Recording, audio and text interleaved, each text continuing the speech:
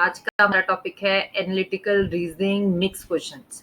आज जो हम क्वेश्चंस करने वाले हैं ये सारे प्रीवियस ईयर के क्वेश्चंस हैं, तो इसमें सारे टॉपिक्स मिक्स हैं। Course of action, assumptions, arguments, cause and effect, inferences जो हमने अभी तक किए, ये हर एक पेपर के लिए इंपॉर्टेंट है। तो ध्यान से समझिएगा, क्वेश्चन दिया होगा, नीचे लिखा होगा कि आपको इसमें कोर्स ऑफ एक्शन बताना है, इन्फ्रेंस बताना है कि क्या बताना है। क्लियर? चलिए, तो आगे हम क्वेश्चन स्टार्ट करते हैं।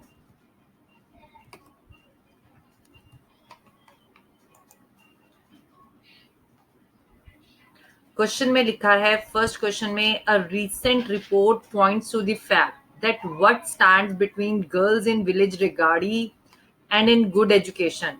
वो कह रहा है कि गर्ल्स जो विलेज रिगार्डी में है और गुड एजुकेशन में क्या चीज की कमी है। Lack of transport to from and school in the area. ठीक है, अब क्वेश्चन में पूछा है which of the following can be inferred. हाँ जी, इन्फ्रेंस टॉपिक किया था हमने। इन्फर्ड का मतलब क्या चीज इन्फर्ड हो रही है, क्या चीज पता चल रही है। क्लियर? तो मुझे क्या चीज पता चल रही है इस पैसेज से वो देखते हैं। फर्स्ट पॉइंट है, everyone living in Rigardi faces problem in commuting. बिल्कुल गलत। दूसरे में कह रहे हैं discrimination against girls is more evident in Rigardi than in other villages. ये भी गलत। The report has shown Rigardi in a poor light. ये भी गलत। फोर्थ में कह रहे हैं the school in Rigardi is not at a walking distance from the village. तो ये ठीक है कि वॉकिंग डिस्टेंस पे नहीं है। क्लियर? तो फर्स्ट क्वेश्चन दोबारा से रिपीट कर रही हूँ। उसने कहा बताइए कि क्या कमी है कि लड़कियां और गुड एजुकेशन में, और उसने मुझे बोला lack of transport to school और द एरिया। तो अब मेरे पास इस पैसेज से क्या चीज इन्फर्ड हो रही है, ये चीज कि जो स्कूल है वो वॉकिंग डिस्टेंस पे नहीं है। चलिए नेक्स्ट क्वेश्चन में पढ़ चलते हैं। नेक्स्ट क्वेश्चन में कह रहा है it has been reported in recent years that a very large number of seats in engineering colleges in the country remain vacant at the end of the admission session.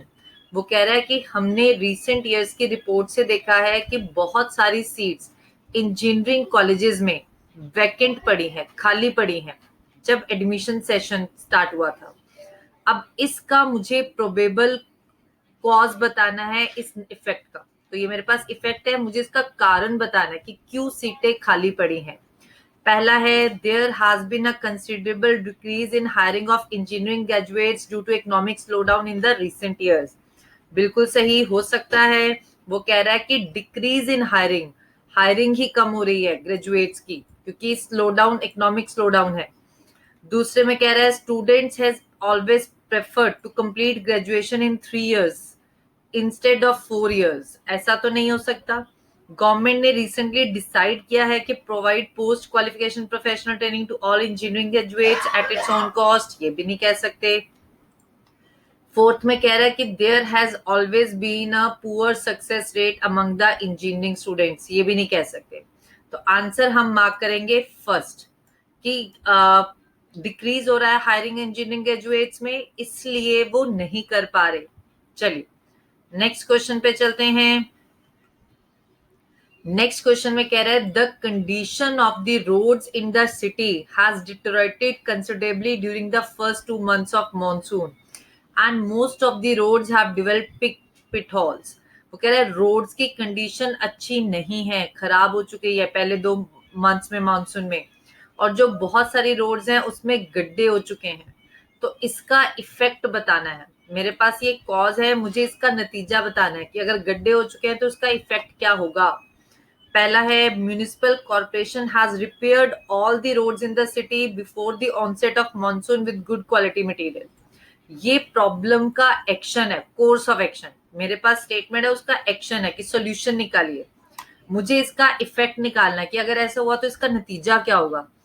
B देखिए, a large number of people have developed spine related injuries after regularly commuting long distances by road within the city.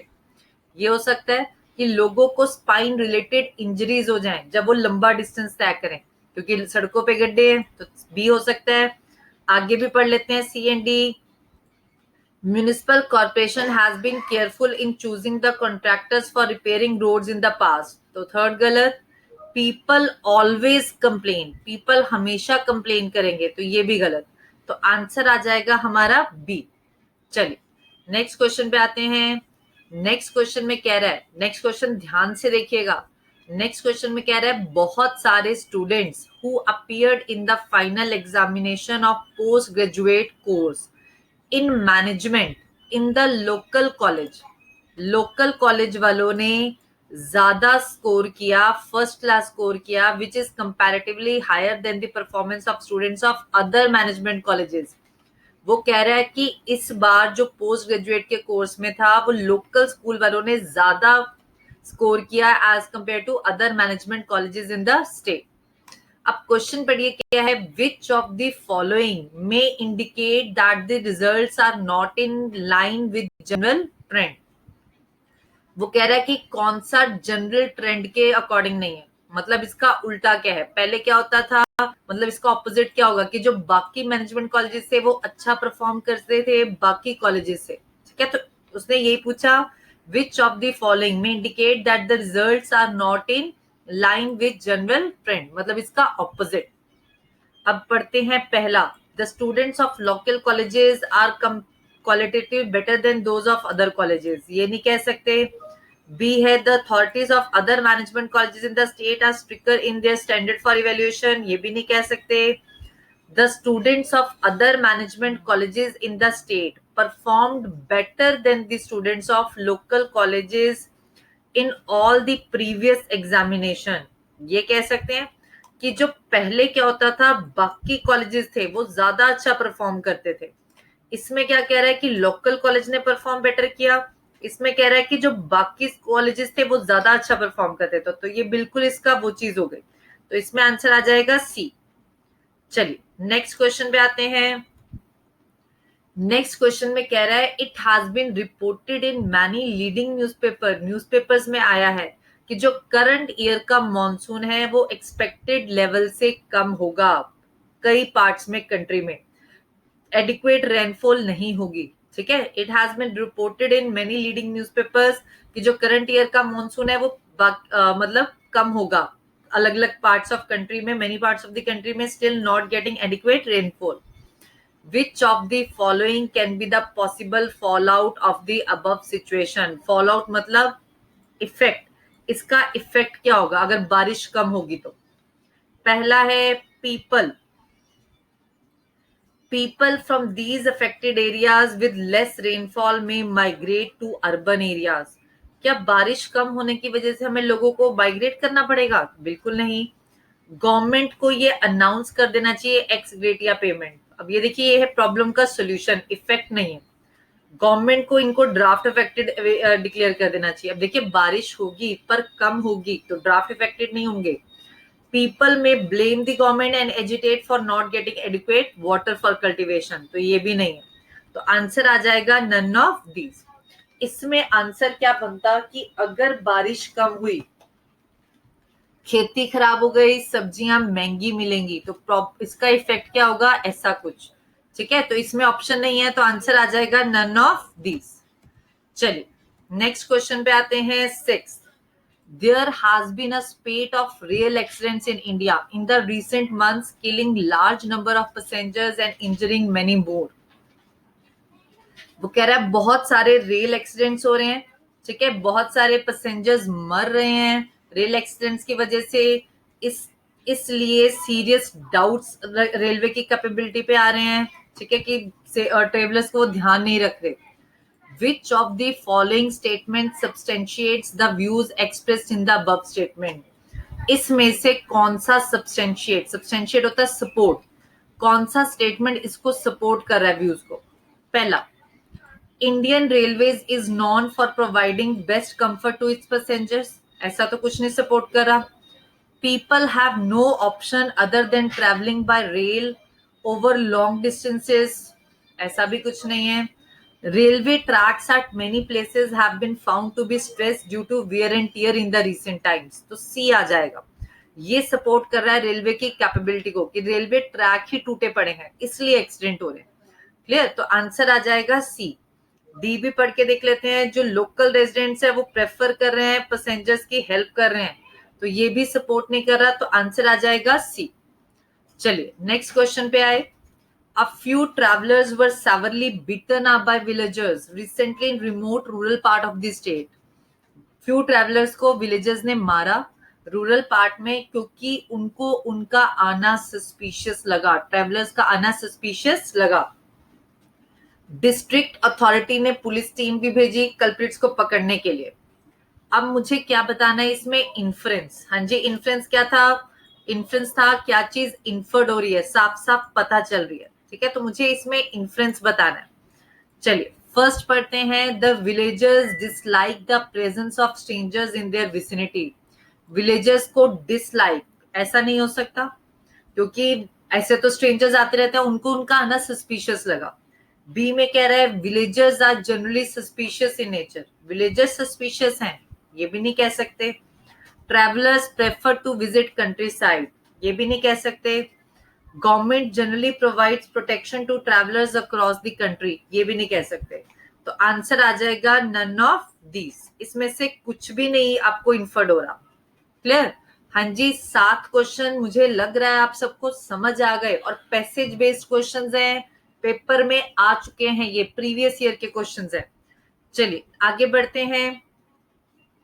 There has been a considerable drop in sale of four-wheelers during the past 6 months.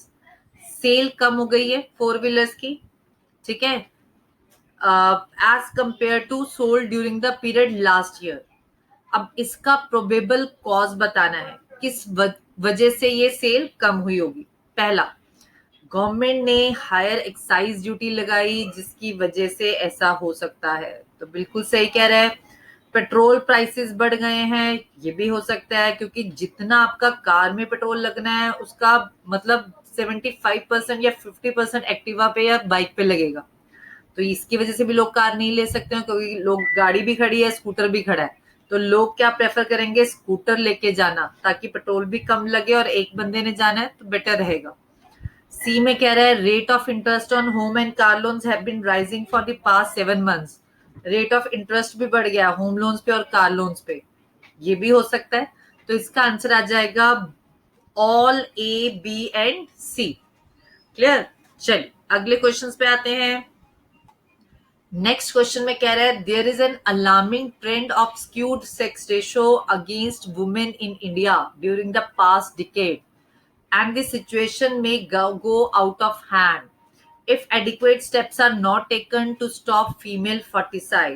वो कह रहा है alarming trend है skewed sex ratio का against women, ठीक है, अगर हमने स्टेप्स नहीं उठाए तो एडिक्वेट स्टेप्स नहीं उठाए तो हम फंस सकते हैं। Which of the following can be an effective step to reverse the trend, तो ये कोर्स ऑफ एक्शन है, ठीक है, मुझे प्रॉब्लम का सोल्यूशन बताना है।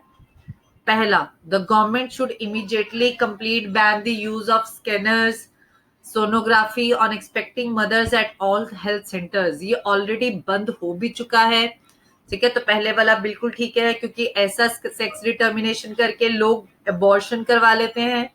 सेकेंड है government should announce a substantial incentive scheme for couples who have at least one girl child, ये भी ठीक है, और ये हो भी रहा है। हरियाणा में अगर आपके पास बेटियां हैं तो उनको पेंशन स्कीम चल रही है, उनकी कोई पर मंथ उनको पेंशन आती है, तो वही कह रहा है कि गवर्नमेंट को ये स्कीम चला देनी चाहिए। सी में कह रहा है government should launch a nationwide campaign to create awareness against female foeticide, तो ये भी ठीक है, तो मेरा आंसर आ जाएगा तीनों, ऑल ए बी एंड सी। चलिए नेक्स्ट क्वेश्चन पे आए। A very large number of technically qualified young Indians are coming out of colleges every year, though there are not enough opportunities for them to get adequate gainful employment। वो कह रहा है बहुत सारे technically qualified young Indians colleges से बाहर आ रहे हैं, उनको इनफ अपॉर्चुनिटीज नहीं मिल रही गेनफुल एम्प्लॉयमेंट के लिए। विच ऑफ द फॉलोइंग कॉन्ट्राडिक्ट्स, ठीक है, कौन सा कॉन्ट्राडिक्ट कर रहा है इसके लिए। पहला, technically qualified persons are far superior to those with standard degrees like BA, BSc, BCom. पहले तो क्वेश्चन देखिए, कॉन्ट्राडिक्ट मतलब इसका उल्टा कौन सा कह रहा है। अभी वो कह रहा है कि इंडियंस को जॉब्स नहीं मिल रही, इसका मतलब ऑप्शन वो होगा जहां पे लिखा होगा कि इंडियंस को जॉब मिल रही है। क्लियर। चलिए सेकंड पढ़ते हैं, गवर्नमेंट ने इफेक्टिव प्लानिंग नहीं करी, तो ये भी नहीं है। Huge gap exist between the level of competence of technically qualified graduates and requirements of the industry, ये भी नहीं है। Majority of the technically qualified persons are migrating from India to developed countries for better opportunities, ये भी नहीं है। तो answer आ जाएगा नन ऑफ दीज। ठीक है, इसमें से कोई भी उल्टा नहीं कह रहा, तो आंसर आ गया नन ऑफ दीज। चलिए नेक्स्ट क्वेश्चन पे आते हैं। गवर्नमेंट ने अपील करी है सारे सिटीजन्स को कि पोर्टेबल वाटर यूज करिए जुडिशली, क्योंकि आगे आने वाले टाइम में शॉर्टेज हो जाएगी सप्लाई में। Excessive use may lead to huge scarcity in common coming months, अगर हम ज्यादा यूज करेंगे तो स्कैर्सिटी हो जाएगी, कमी हो जाएगी। विच of the following assumptions is implicit in the above statement, इससे क्या चीज एज्यूम हो रही है। एजम्पशन आपको बताया था छुपी हुई बात, तो आपको इससे क्या पता चल रहा है छुपा हुआ, वो बताना है। अब देखिए कोई भी काम बंदा करता है तो पॉजिटिव सोच के करता है। मैं आपको रोज काम देती हूँ तो क्या सोच के देती हूँ कि आप करके लाएंगे, ठीक है, तो पॉजिटिव अप्रोच। पहला है government may ignore the appeal and continue using water as per the consideration, गलत। Government may be able to tap those who do not respond to the appeal, ये भी गलत। Government may be able to put in place alternate safe sources of water in event of crisis, ये भी गलत। D देखिए, a large number of people may positively respond, बहुत सारे लोग पॉजिटिवली रिस्पॉन्ड करेंगे इस अपील को और इसको क्राइसिस से निकालेंगे, तो आंसर आ जाएगा डी। ठीक है, डी आपके पास एज्यूम हो रहा है, छुपा हुआ। क्लियर। चलिए नेक्स्ट में क्या रहा है, all existing and upcoming hotels within a 5 kilometer radius of national parks and sanctuaries in India will have to pay 30% of their annual turnover as tax to the government. जो existing और upcoming hotels हैं national parks के आसपास 5 kilometre के आसपास, उन्हें 30% अपना annual turnover का सरकार को देना पड़ेगा एज एन टैक्स। अब इससे क्या चीज इन्फर्ड हो रही है, क्या चीज पता चल रही है। पहला देखते हैं, the tax collected from the hotels will be used for the betterment of these national parks and sanctuaries, बिल्कुल सही कह रहे हैं। Hotels which are sponsored by the government will not have to pay any tax even if they are located within the 5 kilometer, बिल्कुल गलत। Ecosystem of the national parks and sanctuaries is adversely affected even if the hotels are located outside this, ऐसा भी नहीं कुछ कहा उसने। Government allows the construction of hotels within 5 kilometer radius of national parks and sanctuaries, ऐसा भी नहीं है। Such a step is taken by the Environment Ministry to boost ecotourism and perk by revenue collection of state governments, ऐसा भी नहीं। तो इसमें answer आ जाएगा हमारा ए। चलिए, farmers found using chemical fertilizers in the organic farming area would be heavily fined। वो कह रहा है वो फार्मर्स जो केमिकल फर्टिलाइजर्स यूज कर रहे हैं ऑर्गेनिक फार्मिंग एरिया में, उन्हें हेविली फाइन लगेगा। ठीक है, इससे क्या चीज एज्यूम हो रही है वो बताना है, छुपी हुई बात। अब देखिए जैसे उसने कहा farmers using chemical fertilizers in organic farming area, अब आपको ये तो पता होगा ऑर्गेनिक फार्मिंग अलग होती है और केमिकल फार्मिंग अलग होती है। केमिकल फार्मिंग में आप केमिकल फर्टिलाइजर्स यूज कर सकते हैं, पर ऑर्गेनिक फार्मिंग में केमिकल फर्टिलाइजर्स यूज नहीं हो सकते। ठीक है, अब इससे क्या चीज एज्यूम हो रही है वो बताना है। पहला है chemical fertilizer harm the crop. अब देखिए अगर यहाँ लिखा होता chemical fertilizer harm the organic crop, तो ये बिल्कुल सही था। अब केमिकल फर्टिलाइजर्स केमिकल क्रॉप्स को हार्म नहीं करते। सेकंड है farms area for organic and chemical farming is different. ये हो सकता है कि जो फार्म एरिया है दोनों का अलग अलग है और अलग अलग चीजें यूज होती हैं। ठीक है, केमिकल फर्टिलाइजर्स यूज किए जाते हैं केमिकल फार्मिंग में, ऑर्गेनिक फार्मिंग में वो लस्सी वगैरह घर के प्रोडक्ट्स यूज करके ऑर्गेनिक प्रोडक्ट्स प्रोड्यूस किए जाते हैं। ठीक है, तो बी आ सकता है। सी डी ई भी पढ़ लेते हैं। Farmers who do not use chemical fertilizers in the chemical farming area would be penalized as well। हाँ जी, एजम्पशन में आपको मैंने बताया था आपको हमेशा पॉजिटिव सोचना है, नेगेटिव नहीं सोचना, पॉजिटिव अप्रोच रखनी है, तो सी गलत। All farmers undertake both these kinds of farming, ऐसा कुछ नहीं लिखा। Organic fertilizers are banned in the area of chemical farming, ऐसा भी नहीं लिखा। ठीक है, तो आंसर आ जाएगा अपना बी।